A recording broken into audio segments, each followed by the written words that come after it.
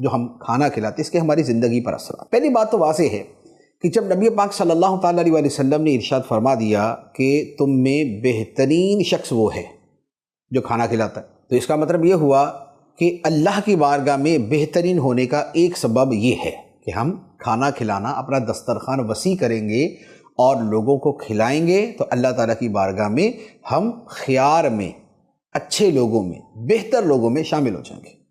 دوسری بات یہ ہے، اللہ تعالیٰ کا نظام یہ ہے کہ جو بندہ دوسروں کو جتنا کھلاتا ہے اللہ تعالیٰ اسے اتنا ہی عطا فرماتا ہے۔ یہ دنیا میں یوں کہہ لیں کہ ایک ایکو سسٹم ہے کہ جیسے آواز گونجتی ہے پلٹ کے آتی ہے، پہاڑوں میں جا کے آواز دیں تو گونج کے واپس آتی ہے۔ اللہ تعالیٰ نے کائنات کا نظام ایسا بنایا ہے کہ جو دوسروں کو کھلاتا ہے کبھی بھوکا نہیں رہتا، جو دوسروں کو دیتا ہے کبھی محروم نہیں رہتا، جو سخاوت کرتا ہے کبھی مفلسی کا شکار نہیں ہوتا، جو صدقہ دیتا ہے کبھی اس کے مال میں کمی نہیں ہوتی۔ تو لہٰذا جب آپ کھانا کھلانا شروع کر دیں گے تو آپ سمجھ لیں کہ آپ کے دسترخوان کو اللہ تعالیٰ وسیع کرنا شروع کر دیں، کیونکہ کھانا کھلانا جو ہے یہ اصل خدا کی صفت ہے۔ رازق، رزق دینے والا کون ہے؟ اللہ تعالیٰ۔ تو کھلانا، رزق دینا خدا کی صفت ہے۔ جب بندہ خدا کے اس صفت کا عکس اور اس کی تجلیاں اور اس کا فیضان اپنی ذات میں لیتا ہے تو اللہ تعالیٰ اس کے لیے رزق کا دروازہ کھول دیتا ہے۔ یہ جتنا دیتا جائے گا اتنا اس کا بڑھتا جائے گا، اور یہ میں آپ کو گارنٹی سے کہتا ہوں کہ آپ لوگوں سے جا کے معلومات کر لیں جو بہت زیادہ کھلانے والا ہو، کہ جس کے بارے میں یہ سمجھ آتا ہے نا کہ بہت سارے لوگوں کو کھانا کھلاتے، ان سے پوچھے کہ آپ نے کتنوں سے شروع کیا تھا؟ وہ بولے گا جی 10-15 کو۔ اور آج کتنوں کو کھلا رہے ہیں؟ وہ بولے جی آج تو تقریباً 5000 ہوتے ہیں۔ جب 15 کو کھلانا شروع کیا تھا تو طاقت 15 کو کھلانے کی تھی، لیکن جب کھلانا شروع کر دیا تو خدا نے اس کو دینا شروع کر دیا۔ یہ آگے بڑھاتا رہا، خدا اس کے لیے بڑھاتا رہا، یہ آگے دیتا رہا، خدا اس کو دیتا رہا۔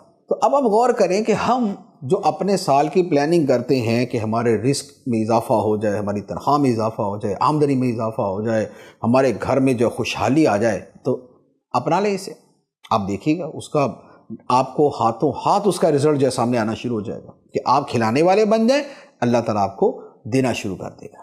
اور پھر اس کھلانے کے اندر یہ بھی آپ یاد رکھیں کہ اس کھلانے کے اندر یہ شرط نہیں ہے کہ آپ بالکل کسی وہ دور دراز جا کر ہی کسی کو دیتے ہیں۔ ماں باپ کو ذرا تھوڑا سا اس نیت سے کھلانا شروع کریں کہ رب نے فرمایا ہے کہ کھلاؤ۔ اپنے گھر والوں کو کھلانے کے اندر وسعت لائیں اس نیت کے ساتھ کہ یہ وسعت لانا خدا اور خدا کے حبیب علیہ الصلوۃ والسلام کو پسند ہے۔